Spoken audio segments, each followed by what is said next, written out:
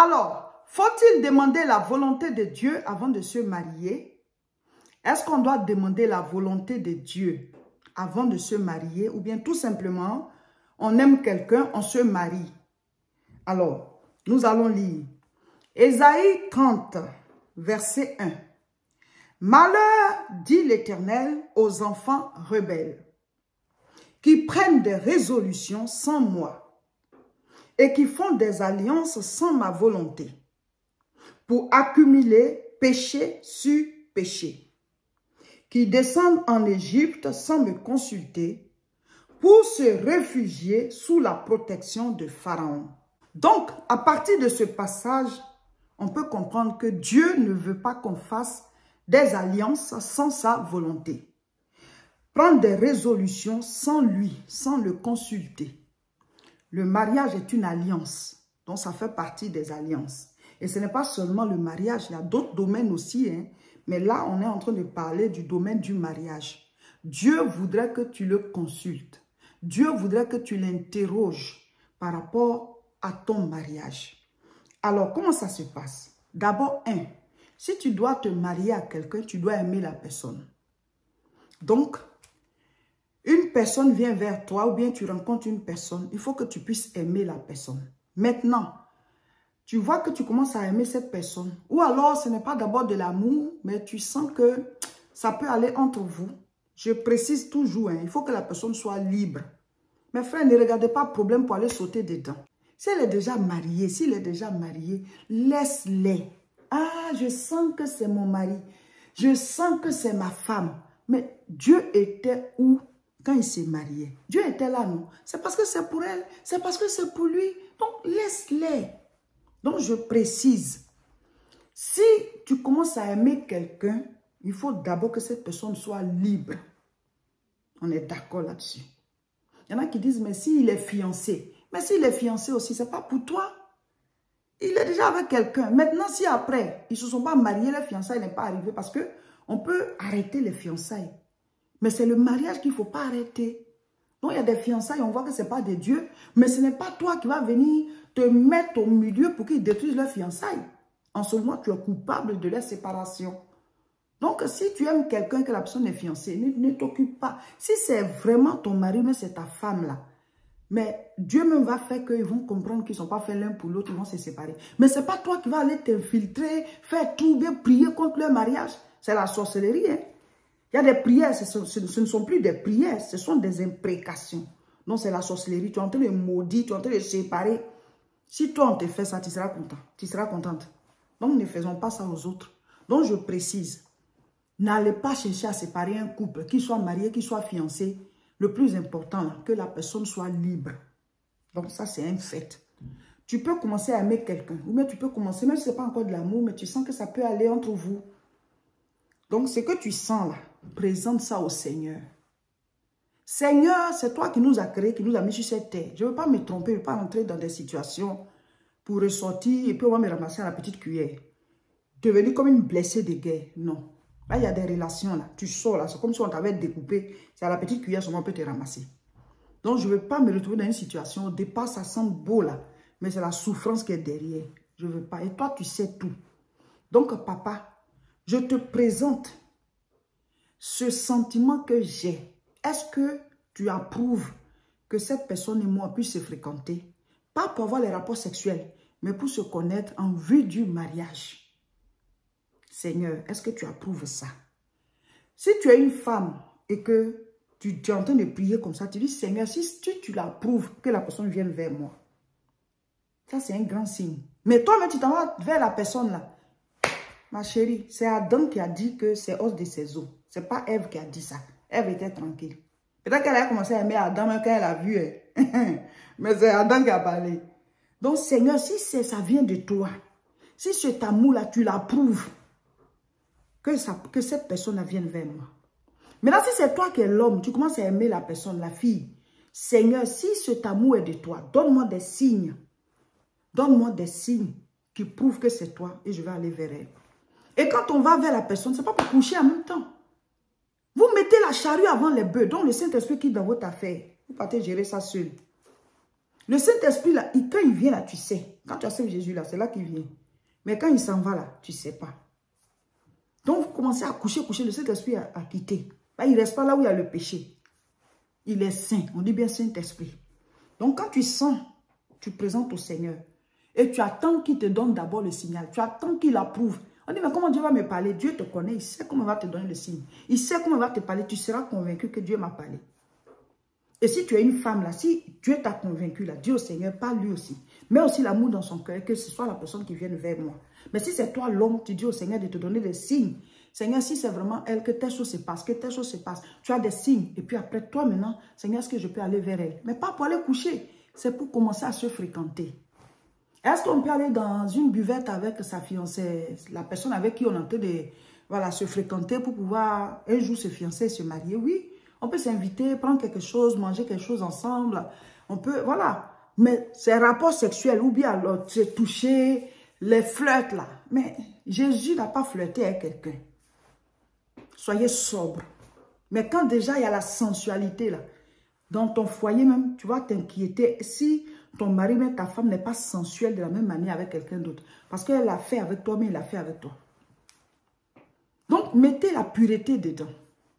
Quelqu'un qui, avant de se marier, manifeste les signes de pureté, là, tu as au moins, voilà, les 50% de chances que cette personne soit un bon chrétien, un bon mari, une bonne femme. Personne n'est parfait, mais au moins, en tout cas, la personne a beaucoup plus de qualité. Donc, tu demandes au Seigneur et le Seigneur va te donner des signes. Il y en a qui disent, mais j'ai demandé au Seigneur, il n'a pas répondu. Ça veut dire que non, ce n'est pas lui. Quand Dieu ne répond pas là, c'est que c'est négatif. Toi-même, souvent, quand tu as déjà parlé à ton enfant, ou bien il y a un truc que tu ne veux pas qu'il fasse, et puis il te pose la question, là, tu vois, tu ne réponds pas, tu le regardes d'une manière. Là. Le silence là, ça ressemble plus à oui qu'à non. Dites-moi. Ça ressemble plus à non. Sinon, si quelqu'un veut dire oui, il dit oui en même temps. Mais quand on ne répond pas là, ça veut dire que ça ressemble plus à non. Peut-être qu'il y a une menace qui arrive vers toi. C'est comme ça. Donc, si Dieu ne répond pas là, ça veut dire que ce n'est pas ça. Quitte là-bas. Mais souvent, on veut aller, ça va nous brûler d'abord. C'est quand ça nous brûle, maintenant on dit, ah, c'est pour ça que j'avais rien, Dieu n'avait rien dit. Mais il fallait comprendre que dès l'instant où il ne parle pas là, c'est que ce n'est pas ça. Maintenant, quand Dieu t'a convaincu, et puis tu es l'homme, il t'a convaincu, tu es allé vers la dame, vers la fille, et puis vous avez décidé de vous fréquenter sans rapport sexuel. Maintenant, après un certain temps de fréquentation, vous pouvez même aller à l'église ensemble, vous pouvez faire des activités ensemble, vous pouvez même sortir ensemble, mais pas à des heures indues, pas à des sorties tard, la nuit, dans des circonstances qui peuvent vous emmener. Voilà, on dit ne réveillez pas l'amour avant que l'amour ne le veuille. Vous êtes dans des circonstances sensuelles, forcément, vous allez chuter, hein. Voilà, même si vous ne chutez pas sur le champ, mais vous allez vous incliner, incliner, jusqu'à finalement vous tomber dans le péché. Donc, il faut éviter ça. Donc, il ne faut pas rester ensemble tardivement, ou bien dans des circonstances sensuelles, se retrouver dans des lieux où il y a des musiques. En tout cas, des circonstances qui vous prédisposent à vous prendre dans les bras l'un de l'autre. Ben, après ça, il reste quoi? Un peu. Voilà. Donc, il faut éviter certaines choses, mais on peut se fréquenter. Voilà, prier ensemble, on peut aller au restaurant ensemble, pas à des heures tardives, comme je l'ai dit. Mais il faut veiller sur ça. Et après ça, maintenant, voyant qu'après ces fréquentations-là, vous vous entendez bien, vous voyez que, voilà, ça va, vous passez au niveau des fiançailles. Tu demandes à la sœur si vraiment elle veut partager sa vie avec toi.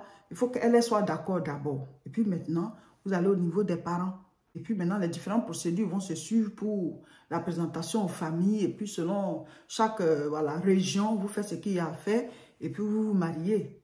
Il y a 3 types d'autorité. Il y a l'autorité parentale, il y a l'autorité administrative et il y a l'autorité spirituelle. L'autorité parentale, c'est là-bas qu'on va demander la main de la fille. Donc les coutumes sont différentes. Il y a des coutumes aussi qui exagèrent. Ils vont demander des choses comme si, voilà, la personne qui vient épouser votre fille, là, c'est comme si elle avait fait quelque chose de mal. C'est comme si on lui donnait une amende. Mais non, ce qu'elle veut faire, là, ce n'est pas quelque chose de mal. Le monsieur veut épouser votre fille, on n'a pas à l'amender. C'est pour ça que nos enfants restent là, on ne les épouse pas. Ou bien les gens couchent avec elles, on leur fait des enfants sans les épouser. Parce que les conditions que vous donnez, là, c'est trop. La personne a fait quoi? Puis c'est comme si c'était une amende. Ce sont des gestes, c'est un geste symbolique à déposer des choses pour dire je demande la main de votre fille. Ça, c'est le mariage à l'africaine. Donc, ce n'est pas un péché. Chez nous, c'était comme ça avant. Mais aujourd'hui, on ne peut pas s'en tenir qu'à ça. Pour dire que, voilà, vous avez payé la dot, donc vous êtes mariés.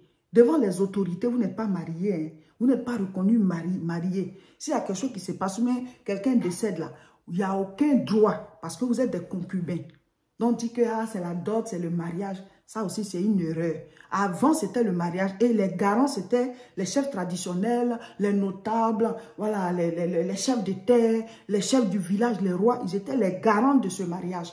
Mais aujourd'hui, on ne peut pas s'en tenir qu'à ça. On a fait la dot, donc on est marié. C'était notre mariage avant. À l'époque, avant, quand on a payé ta dot, tu es marié. Mais avant, il y avait des autorités qui, voilà, étaient là pour être les garants de ce mariage. Le chef du village, le chef de terre, les notables, les rois, ils étaient là. Tu ne peux pas la renvoyer comme ça, c'est ta femme. Et tu as des amendes et tout ça. Mais aujourd'hui, il y a l'administration qui est là. Si vous en tenez qu'à la dot, là, vous êtes des concubins, hein, vous n'êtes pas mariés. On dit, Adam a dit, on l'appellera femme. Qu'est-ce qui te donne? Qu'est-ce qui donne le droit à la femme de porter le nom du monsieur? C'est en ce moment qu'on dit, vous êtes mariés. Donc, la dot ou bien la demande de la main de la fille, là, c'est juste des fiançailles. Ça veut dire quoi? On t'a accordé la fille. Maintenant, il faut l'épouser, non? Il faut l'épouser. Maintenant, quand vous finissez de vous marier devant la mairie, ou bien, voilà, parce qu'il y a d'autres pays, au côté anglophone, et c'est l'église en même temps qui donne le droit. Donc, si vous avez fini ça, ben vous êtes mariés. Mais le côté francophone, là, il y a les parents, vous avez fini de demander la main de la fille, il y a l'état civil qui fait pour lui, et maintenant, il y a l'autorité spirituelle qui bénit, que personne ne sait pas ce que Dieu a joint. Dieu a béni Adam et Ève. Soyez féconds, multipliez, remplissez. C'est de là que vient la bénédiction nuptiale. Donc, vous devez aller devant les autorités parentales, les autorités administratives et les autorités spirituelles qui bénissent et qui donnent l'acte de mariage. C'est l'autorité administrative. Bon, vous n'avez pas d'acte de mariage, vous êtes marié. Est-ce que l'autorité villageoise vous donne l'acte de mariage? Oui, il y a des villages qui donnent. On dit oui, voici l'acte. Mais est-ce que cet acte-là est reconnu? Donc, il ne faut pas se voiler la face. Aujourd'hui, l'administration a changé. Ça, c'était notre mariage avant. Mais les mêmes là, quand ils seront prêts à divorcer la fille, ou bien à se séparer d'elle, ils vont dire qu'on n'était pas mariés. Hein.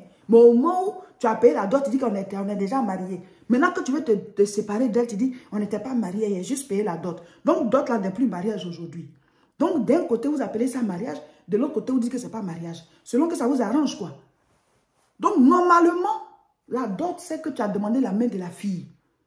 On a demandé ta main. Maintenant, on doit t'épouser. Quand on t'épouse, c'est là que ça te donne le droit de porter le nom d'Adam. Adam a dit, on l'appellera femme. On doit te donner un nom qui découle de l'homme. Mais tu ne peux pas porter le nom de l'homme là à partir de la dot. Donc, il faut aller faire le côté qui te donne le droit d'avoir un acte de mariage qui te permet de porter son nom. C'est ça le mariage. Adam a dit, on l'appellera femme. C'est-à-dire qu'il y a un nom qui a découlé d'Adam sur Ève. Mais toi, on ne t'a pas encore donné un nom. Mais tu n'es pas son épouse. Mes frères, mes soeurs, on n'est pas en train de combattre nos traditions. On fait le mariage à l'africaine. Oui, mais maintenant, il y a l'administration qui est là. Est-ce que tu peux enseigner les enfants comme ça à la maison, au village, là, puis après, tu vas dire qu'il a le diplôme, il a le brevet, il a ceci. Non, tu vas aller dans l'école normale même. Et puis maintenant, il va avoir son diplôme là-bas. Mais pourtant, l'enfant, il a été enseigné à la maison, il sait écrire, il sait lire. Mais il ne peut pas se prévaloir qu'il a le brevet, ou même il ne peut pas se prévaloir qu'il a le bac. Même s'il a le niveau de ça, même si même il est plus fort. Mais il ne l'a pas, il n'a pas le bac. Il n'y a pas un acte qui certifie qu'il a fait les épreuves et qu'il a le bac, ou bien qu'il a la licence, il a ceci, il a cela, même s'il est fort. Vous comprenez? Donc c'est pareil. Aujourd'hui, on a notre mariage à l'africaine, mais devant la loi, là, on ne reconnaît pas ça comme mariage. Donc c'est juste, on t'a accordé la main. Mais il faut maintenant de côté administratif, puisque l'administration est installée aujourd'hui. Et le garant du mariage à l'administration, là, le garant du mariage administratif, là, c'est qui? Ce sont les autorités, les juges, les avocats, tous ceux-là, toute l'administration qui est établie, c'est le garant. S'il y a quelque chose, il y a un sinistre, mais la femme elle est couverte, c'est un sinistre, le monsieur il est couvert, il y a des protections. Mais sinon, vous êtes juste là comme ça, vous êtes des concubins. Hein. Pourtant, devant la loi du village, vous êtes mariés.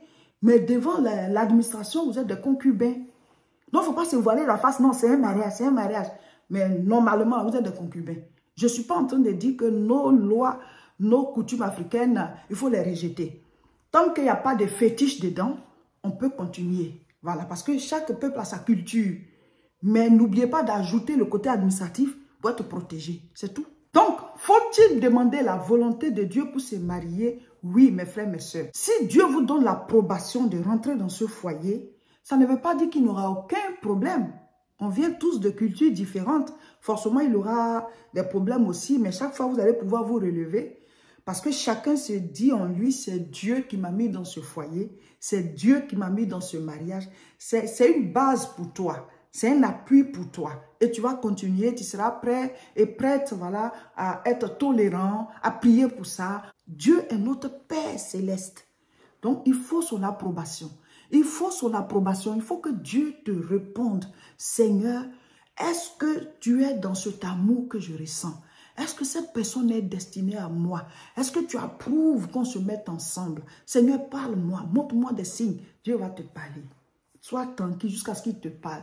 Ne dis pas, mais je l'ai interrogé, je n'ai pas encore reçu de réponse. Et puis en même temps, tu plonges dedans. Ah, depuis que j'ai interrogé, Dieu ne répond pas. Mais s'il ne répond pas là, ça ressemble plus à oui ou à non. À quoi ça ressemble? Ça ressemble plus à non. Ça ressemble plus à non. Donc tant qu'il ne parle pas, ben, je ne m'engage pas. Amen.